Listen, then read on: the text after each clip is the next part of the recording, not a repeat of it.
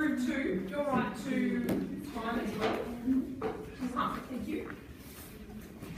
And you've got someone recording? Yeah. One to come.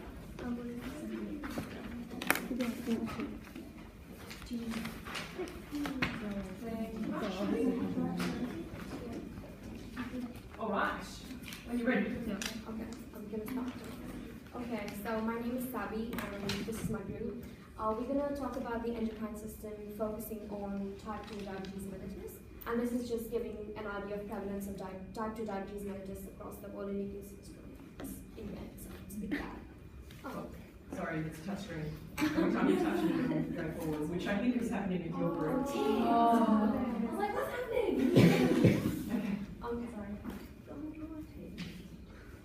Okay, so to provide a precise case presentation, we're going to be using the ISBAR acronym. And I'll be discussing ISB, that is Identity, Situation and Background, and Assessment and Recommendation. My pals will do it. So for identity, the patient's name is Paul Smith, date of birth 26 of the 6th, 1956. So he's about 59 years old, and he's allergic to surgical tape and opioids because opioids give him hallucinations. So we're going to make sure that these two things are not given to him at all throughout the case management. Okay. Situation. So Paul is a 59-year-old male. He reported to the ward following an episode of unconsciousness. He was found unconscious by his neighbor friend Sam Perkins. Sam is a very good friend. He pays him a visit every morning at 9 a.m. and he saw that Paul was lying unconscious in the kitchen floor. So he was rushed to the hospital, and upon admission to the ward, the first thing, the initial assessment was done, and these are the vitals. So the blood pressure is about 100 by 50, which is pretty low for Paul. Temperature is 37.8, a bit high.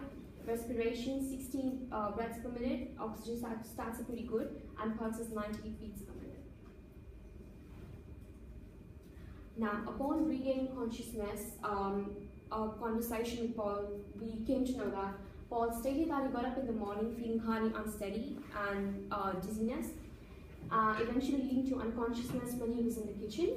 And Paul states that for the past 2 weeks, his general health and well-being has been on the poorer side. He reports certain problems such as increased frequency of urination at nights, feeling excessively thirsty, having about 14 to 15 glasses of water a night, which is pretty high.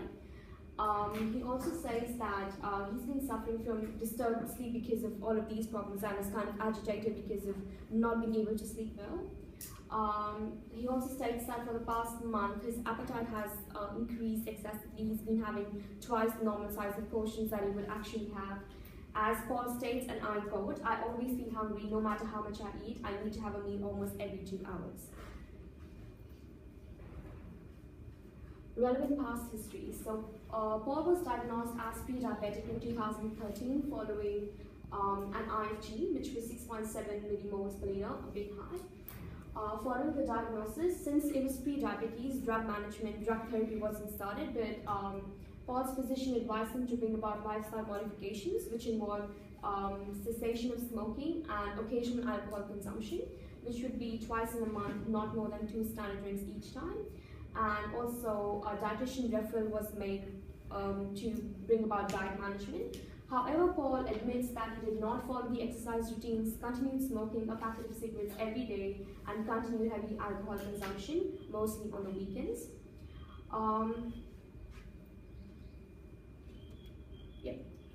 Paul also suffers from hypertension. Diagnosis of hypertension was made in 2008 during one of his regular GP visits, and hypertension management was commenced by prescribing metoprolol, which is a beta blocker. Previous medical reports show that he actually has a high systolic blood pressure of greater than 130 mmHg, and actually diastolic blood pressure of greater than or equal to 90 mmHg most of the time. So upon admission to the ward, his blood pressure was really low given his past history. Usually has a high blood pressure, now he's got a low blood pressure. So that is a query that we have to solve. Paul was also diagnosed with high cholesterol in 2010, and his cholesterol management was brought about by prescribing atorvastatin in combination with lifestyle and dietary modifications. Family history. So Paul's father passed away in 2010 following a cardiac arrest, and Paul's mother, she's alive. She's 84 and she lives in a suburban nursing home. Both Paul's parents suffer from type 2 diabetes mellitus. He's got no siblings and doesn't have a lot of knowledge about his extended family. Despite having diabetic parents, Paul states that he doesn't really have a lot of knowledge about how to manage his diabetic conditions. So yeah, we probably have to provide him with education about that as well. Social history. So Paul isn't married, has had multiple partners throughout his lifetime. Current partner, 50-year-old Stephanie, she lives in the city. Stephanie visits Paul every alternate weekend, doesn't have any children out of his relationships, and he states that he has an active social life. He's got a couple of friends, he meets them like on the weekends to have a couple of drinks and watch games together. And he admits that he indulges into really heavy alcohol drinking over the weekends. First, to have a good time with his friends, and secondly, to get rid of the tiredness and exhaustion from the week's work. Paul visits his mother in the nursing home occasionally, but he states that he doesn't really have a very strong relationship with his mother as such. And he doesn't indulge into any physical activities or exercises and follows unhealthy dietary patterns. Occupational history. So Paul has been working as an interstate truck driver since 2000, and he states that one of the main reasons for his poor health would be his occupation, because he, according to him, when he is on long drives to across the states, he tends to skip his medications and skips meals when trying to reach work deadlines, sleep deprivation, and excessive intake of alcohol to get rid of the work stress, and also has unhealthy fast food and soft drinks while he's on the route. So based on all of this, we made a few diagnoses, first-line diagnosis. So Paul's symptoms include polyuria, dyspnea, and aphasia. All of these are the common symptoms of type 2 diabetes mellitus.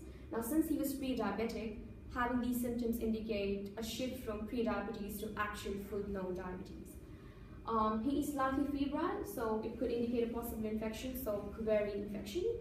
And blood tests have to be conducted to know his potassium levels, electrolyte levels, due to fluid loss and imbalance. Okay, diabetes is actually a condition that arises when the blood contains too much sugar. When food is taken, it is usually broken down into smaller components, such as sugars and carbohydrate, which is broken down into glucose for energy.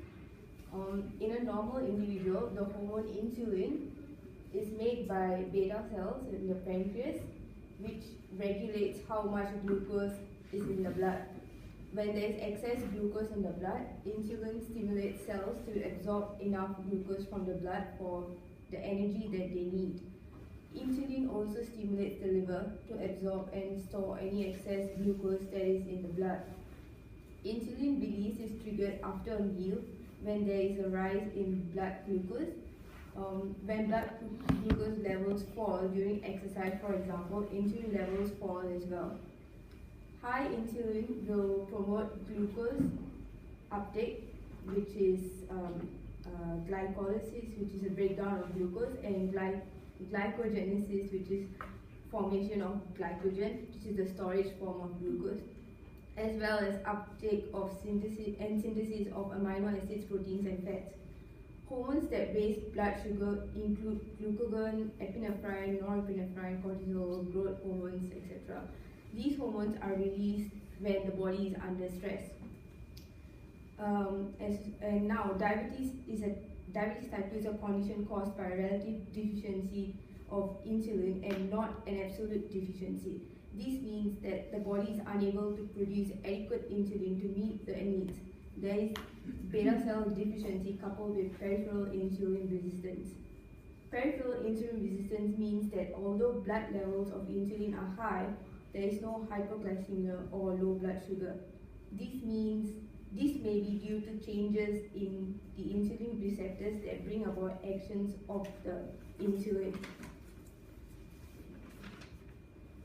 Obesity is the main cause of insulin resistance, and in most cases over time, the patients need to take insulin when oral drugs fail to stimulate adequate insulin resistance. And a normal blood glucose level would be from 4.0 mmol per liter to 5.9, and that would be the fasting rate. And for normal random rate would be anything under 7.8. Whereas for diabetic patients, their blood glucose levels for fasting rate would be from 7.0 or higher, and a random blood glucose rate would be 11.1 or higher. Some symptoms of a diabetic patient would be polydipsia, polyuria, feeling more lethargic or tired, and wounds taking longer to heal, vision getting blurred, mood swings, and polyphagia, increased hunger. And there are some asymptomatic symptoms as well, like if you've got sustained blood pressure of like 125 over 80, and also if you're overweight and have a relative who's got diabetes, and you've also got blood pressure that's over 140 over 90, or HDL that's lower than 35. HDL is the good cholesterol in our body, and triglyceride is the bad cholesterol in our body. So basically, if you've got more than 250, you are at risk. And now, risk factors. Weight. Risk for type 2 diabetes goes up as body weight increases. This is especially true for people who carry extra body fat around their waist, which is known as the apple-shaped body. Extra weight affects the body's sensitivity to insulin and also puts extra strain on the whole body, increasing the risk of heart disease, stroke, high blood pressure, and high cholesterol. Physical activity is also linked to diabetes because exercise helps the body cells use insulin effectively, which makes it easier to control blood sugar levels. Family history. Some genes are passed down that actually increase our risk for diabetes, such as like metabolism rate. Some of us naturally have a low metabolism rate, which means it's harder for us to burn fats. Race as well. Type 2 diabetes is more common in African Americans, Latinos, indigenous people, Asians, Pacific Islanders as compared to Caucasians. Gestational diabetes. Women who have had diabetes during pregnancy are also at higher risk of developing diabetes later in life. Alcohol and tobacco smoking can also increase blood pressure by increasing sugar levels and decreasing the body's ability to use insulin. It can also change the way the body stores excess fat by increasing fat around the waist, which is linked to diabetes. Now, complications. First one is heart disease. Heart disease because patients who have type 2 diabetes usually have central obesity, which is that apple body shape that I was talking about, which means carrying extra weight around the waist as opposed to hips. A waist measurement of more than 40 inches for men and more than 35 inches for women means you have central obesity. Your risk for heart disease is higher because abdominal fat can increase the production of LDL cholesterol, which is the bad cholesterol, the type of blood fat that can be deposited on the inside of blood vessel walls. And diabetic neuropathy is caused by prolonged exposure to high blood glucose, which can be further classified as peripheral, autonomic, proximal, or focal. Peripheral neuropathy causes pain or loss of feeling in toes, feet, legs, hands, and arms. Autonomic neuropathy causes changes in digestion, bowel and bladder function, sexual response, and respiration. Proximal neuropathy causes pain in the thighs, hips, or buttocks and leads to weakness in the legs. Focal neuropathy results in the sudden weakness of one nerve or group of nerves, causing muscle weakness or pain. Nephropathy or kidney disease is caused when high levels of blood sugar make the kidneys filter too much blood. Therefore, after many years, they start to leak and useful protein is lost in the urine, known as microalbuminuria. In time, the stress of overwork causes the kidneys to lose their filtering ability, and waste products then start to build up in the blood. Finally, the kidneys fail. Diabetic retinopathy is caused by prolonged high blood glucose levels. Over time, high sugar glucose levels can weaken and damage the small blood vessels within the retina. These can lead to a number of different problems, including microaneurysm, exudates, hemorrhages, blockages. Blocked vessels can starve the retina of blood and oxygen, causing weak new blood vessels to grow on the surface of the retina. All of these can seriously affect vision and eventually cause blindness. And lastly, diabetic foot ulcers are sores on the feet that occur in approximately 15% of diabetic patients sometime during their lifetime. The risk of lower extremity amputation is increased eightfold in these patients once an ulcer develops. Diabetic foot ulcers are caused by neuropathic and vascular complications of the disease. Nerve damage due to diabetes causes altered or complete loss of feeling in the foot and or leg, which is known as peripheral neuropathy, which I introduced earlier. Pressure from shoes, cuts, bruises, or any injury to the foot may go unnoticed.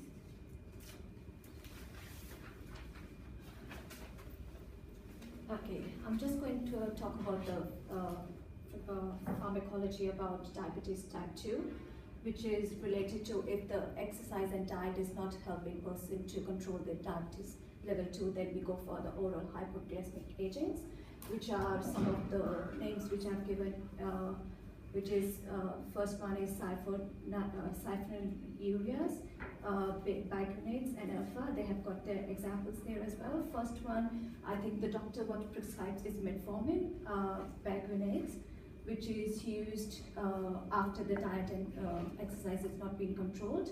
It is used on its own at the early stages of diabetes. When it is not helping at all at the later stages, they, in combination with sulfonylureas, they are used as well. And then alpha, they can be used at the later stages, and they can be used on their own. The only condition for alpha glycosides inhibitors that they don't cause hypoglycemic, you understand, cause glycemic side effects, and also some of them they cause dizziness, diarrhea, constipations, rashes, and all other side effects, which needs to be considered at the later stages as well. And you can consult the doctor regarding changing the medications, doses, and regimes. And after that, we go for insulins. If the oral anti-agents are not effective at all, then there are different sources which are human, pigs, and cow. Human means they are synthetically made in the laboratories, which are now being more used in Australia as well. And there are different kinds of onsets which are used at on different patients. Rapid, short-acting, intermediate, mixed, and long-acting. And there are the names which are being used for different patients. There are onset that rapid can be used, which is used before you eat the meal, and they will start effectively within 15 minutes, sorry. And onset, and after that they go on for 1 hour to 3 hours, and up to 5 hours they have their duration. And short acting, which is the second one, which is used up to 30 minutes before you eat the meal. Intermediate, which can be used at any time, and they are also used, you don't need the meals to go for that insulin. Mixed ones, they are also a mix of two insulins, so they don't have any regime because it can be mixed of short and long ones. So the short ones, you have to eat the meals half an hour before that, and then start with that insulin, and the other one is sometimes 30 to 70. The 71 will be the long acting resource, so that one that can be used throughout the day up to 24 hours. And long acting, it's any time during the day. It's mainly used effective at night time because you have all night, you haven't eaten any, so they affect at that time as well. And there are some side effects for all these insulins. There are tremors, sweating, hunger, palpitations, and dizziness. Signs and symptoms, because it's related to Paul, because that's what he's showing. We thought that he has got all these, he has hypovolemia because it shows that it is decreasing the volume because he's showing the signs of dehydration, and also the loss of fluids in his body. Hyperglycemia because his blood sugar is really high, which is showing that he went to coma. He was unconscious before coming to the hospital, and he's got infection. while going through the routine because of the fever as well. So we have to go through all these procedures while checking on him. There are different treatments regime which we have to follow up. We have to check the osmolarity, so whether his osmolarity is going because of the dehydration and all those conditions. And then we have to check the regular blood pressure, blood glucose and electrolytes level on him. Hypovolemia, we have to correct it by administering IV fluids, which is sodium chloride and other, which is suggested by the doctor at the stage of him after doing all his blood tests and other regular tests as well. Monitoring his vital signs, urine output because he's having frequency of urine, and blood and urine check, which is done in the laboratory. Prevention, we have to do that because hyperosmolar diabetic coma, which is showing the signs, his venous and arterial thrombosis, so that he won't get the blood clots, cerebral edema and other signs, foot ulceration, because it's mainly happens when we have diabetes as well in the future, and also treatment of infections. We have to do the fluid therapy, so it's that we have to start first thing, which is necessity for fluid therapy, and then restoration of renal perfusion, and this is the mainly first thing when there is less fluid in the body. We go for all these ones, and the later stage we go for the dextrose. And insulin therapy, there are subcutaneous and all this intramuscular, but subcutaneous is the first one, which is more necessary at the first stage because it's rapid acting. We have to, after that, we have to check the peripheral glucose utilization. Haptic, that reduces, if we start with the increase of peripheral glucose utilization, it decreases the liver glucose production and also decreases the ketogenesis, which happens when there is liver and adipose tissue breakdown, and also check the regular glucose profile. And contradictions, so we have to check all these things which affects when you have diabetes, and we have where affects the metabolism as well. So all these drugs we have to check whether it's not prescribed, and if it's on, we have to consult the doctor to just go through them and then reduce or stop if any stage of. Alright, so next is basically the goals for nursing management. So we need to keep check on the glucose level, manage the risk factors which we have already discussed, and treating the chronic complications, and preventing activities like diet, exercise, and other smoking and alcohol. And next, the main important thing is to educate the patient about the disease and the preventive technique. So first thing the nurses will do is the initial assessment and the ongoing assessment to see the complications or the progress of the patient. So first is the physical assessment. In physical assessment, we'll use head to toe or functional system. In case of diabetes, we need to identify the cardiovascular symptoms, neurological symptoms, skin infections, foot or toe problems, bladder, sexual problems, etc. In patient's history, relevant history of diabetes or heart problems or stroke. In lifestyle activities, his occupation history or smoking, alcohol, diet history we need to identify. In family history, because diabetes can be inherited from the parents, so we need to check if the parents have the diabetes or not. So in this case, Paul's parents have the diabetes. Regular examination of BGLs, BP, skin integrity and urinalysis can help in evaluating the treatment progress and avoid the risk factors. These are the urinalysis which we need to check. And the further intervention is the regular blood glucose level. These are the time periods when we need to do the BGLs. And if it's hyperglycemic, then we need to administer the insulin or other medications. Or if it's hypo, then we need to encourage the jelly beans. You have to stop now. You're up to 23 minutes already. Okay? Yeah. These are the. Okay, thank you. All right, so we'll have, thank you very much. Can I have group 2, your questions, please?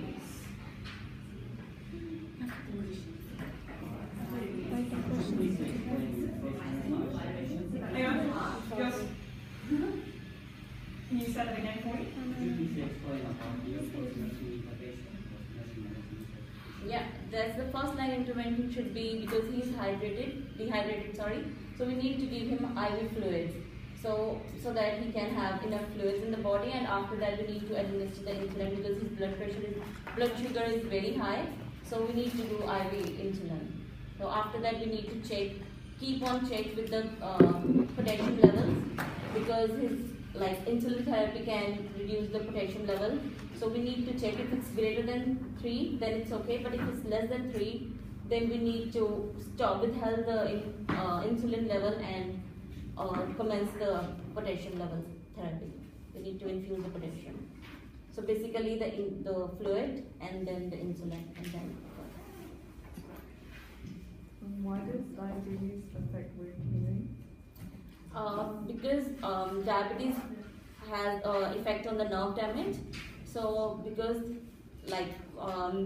the patient, especially in the foot or legs, so the nerve can't give the messages that it's having any problem, skin problems or any infection. So we need to, so that we can have more. It's just the high level of glucose. The glucose starts infiltrating your nerve cells and it interrupts the electrical activity of the nerve cells.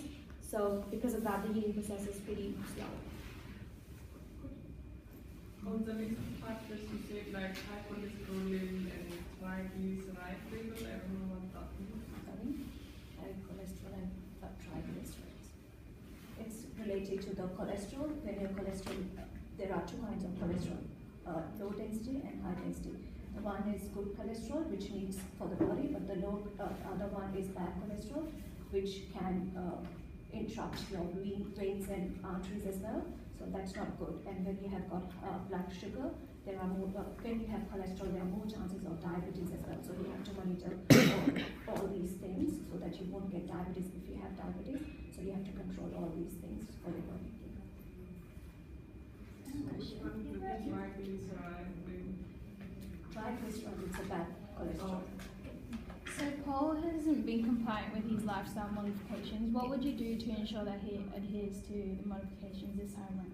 For our part, all we can do is probably just provide him with patient education. It's his decision if he wants to actually adapt them and bring about the changes. But obviously, referring him to other allied medical health professionals, like probably a psychologist, because one of the slides after this was going to talk about his stress levels as well, because he's suffering from some sort of stress because of his work and other things. So probably referring him to different health professionals and making sure he understands the gravity of the situation and tries to bring about changes. So question from the back? There's a question here. No, I'll have one from here. Okay. What cardiovascular complications of diabetes causes foot ulcers?